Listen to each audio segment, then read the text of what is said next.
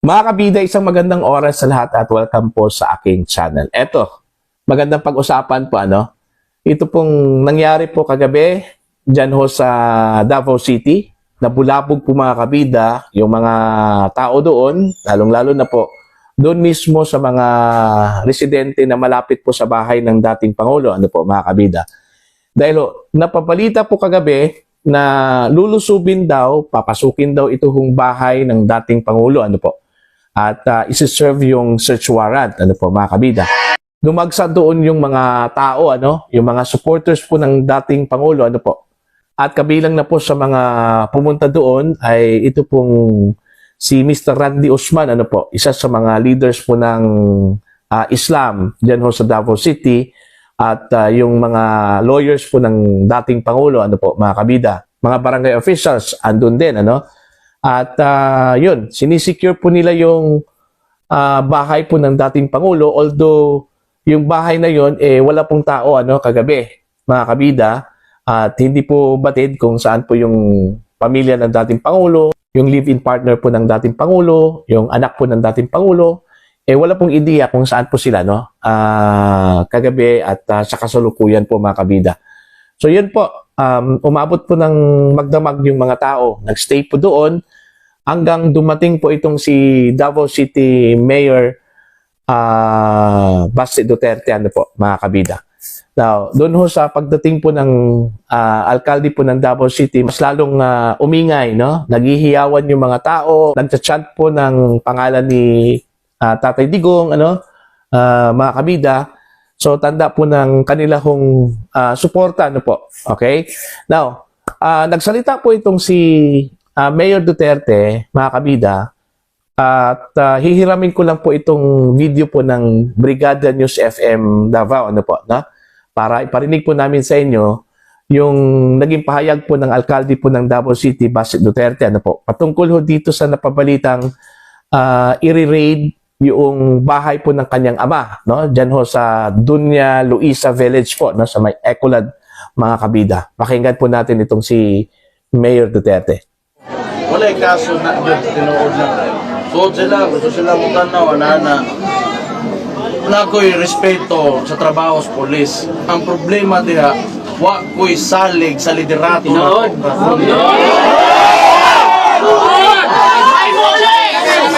Bantay ba?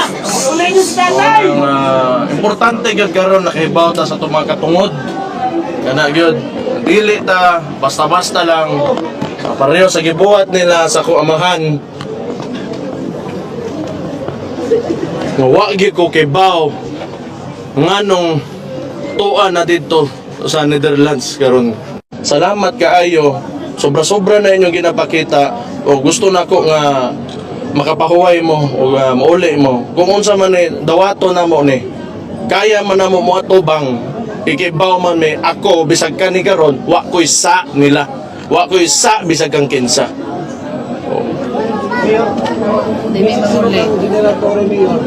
Salamat kayo sa media nga naadari, mura maghapon, nayuban di maghapon na mong gawas dito sa kuan. Taas. Mao na ako gasalig ko sa inyo mga tao gyud karon. Yes. Tinuod lang. Kaya mainstream media medyo wala na eh. Mabuhay mong tanan mga Davaoenyo.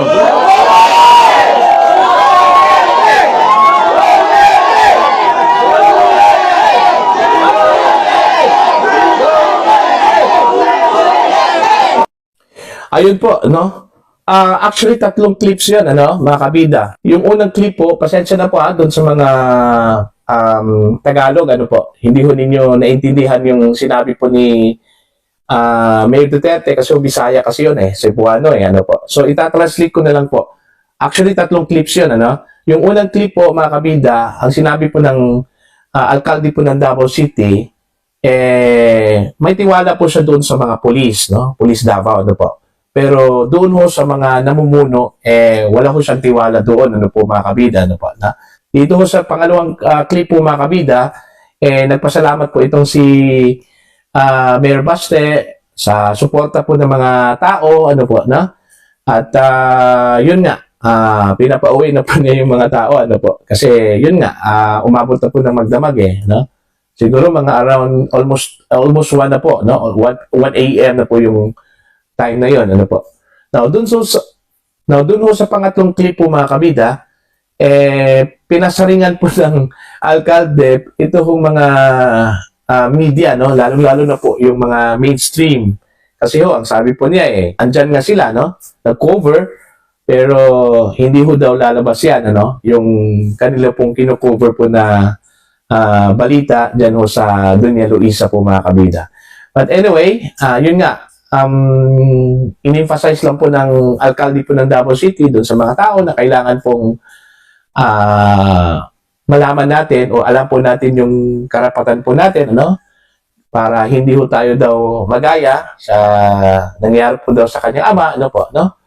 Bigla kong inaresto, kinuha at dinala po at andun na po sa the Netherlands po ngayon, ano po mga kabida. So yun na po, no? Yung balitang isi-search yung bahay po ng dating Pangulo, hanggang ngayon wala pong pulis, ano po. In fact, wala pong nakitang pulis doon. Okay? Meron pong inilabas na pahayag ito pong PRO 11, no? Police Regional Office 11, at maging itong DCPO po mga kabida, na hindi mo daw totoo yung balita na papasukin yung bahay ng dating Pangulo, ano? Fake news daw yun, mga kabida, ano po, na? So far, wala naman pong indikasyon na meron pong mga pulis doon, ano? Pero, meron pong napansin mga kabida na isang APC, ano? Okay? Armored personnel carrier. At usually, ginagamit yan po ng mga sundalo yon, ano? At unusual daw yung presence po ng APC doon mismo sa malapit lang po, no, sa bahay po ng dating Pangulo po mga kabida. So marami hong nagkaroon po ng conclusion na baka meron ngang gagawin, ano, doon mismo sa bahay ng dating Pangulo because of the presence of the APC, ano po mga kabida. Kasi ho, yun nga, sabi ko nga kanina batay dun sa mga balita, unusual daw yung APC, no? Yung presence po ng APC doon, ano po. Okay? So, yun po, ang nangyari po kagabi, ano? So, aabangan na lang po natin yan kasi may mga haka-haka din na baka daw, pag wala na daw yung mga tao, baka doon daw papasukin yung bahay, ano po, no? Pero so far, in fairness naman po sa PNP, ano? Dininay nila po yun, ano? Na wala akong katotohanan na papasukin daw yung bahay ng dating Pangulo, ano po. Okay? Tsaka wala akong search warrant na in-apply po yung PNP, ano po, mga kabida, no? Ang lumabas lang po dito na possible reason daw kung bakit po i-raid daw yung bahay, ito speculation na po ito, mga kabida. Hindi po to sa akin, no? Kasi alam naman po natin si dating Pangulong Duterte, mahilig po sa armas, di ba? At saka, nung time po na siya po ay presidente po ng Pilipinas, paulit-ulit yung sinabi po na nangongolekta po siya ng mga armas, ano po. Pero, may presumption po na yung armas na yon, yung mga armas na yon, lisensyado yun, ano? Kasi, Pangulo ka ng Pilipinas, tapos nangongolekta ka ng armas na walang lisensya. So, presumably, may, may license yun, ano po, no? Yung tanong lang po kung hanggang ngayon, valid po ba yung license, no? Baka expired na yun, ano po, no? Baka yun daw yung possible reason or ground kung meron man pong search warrant na in-applyan ito kung PNP, ano po, mga kabida. So, puro lang yun speculation po, mga kabida, pero uulitin ko po, dilinay po yan ng PNP. Wala hong katotohanan daw na meron pong search warrant na in-applyan ang Philippine National Police at papasukin daw itong bahay ng dating Pangulo po, mga kabida. Alright, so yun yung ganap po, mga kabida. Medyo nagkaroon lang po talaga ng ingay, ano?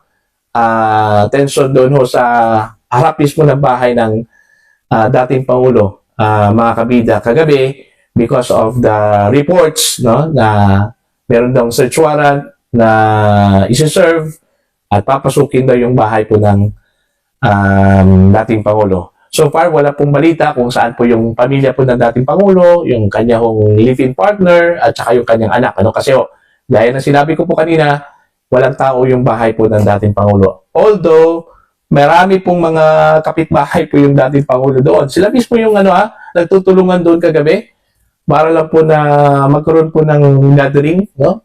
May mga nag-grocery, no? Kagabi, no? At saka yung mga kaibigan po, malapit na kaibigan po ng dating Pangulo, ng pamilya ng dating Pangulo, andun din mga kabida, yung mga barangay officials andun din, So yun po, ang ganap kagabi po sa Davao City po mga kabida, po. Para po sa inyong comments and opinion, you can comment down. Sa mga hindi pa po subscriber po mga kabida sa akin channel, please subscribe, just click the subscribe button, click the notification bell, click all, para updated po kayo sa aking mga uploads. Maraming salamat po sa inyong lahat. God bless po mga kabida.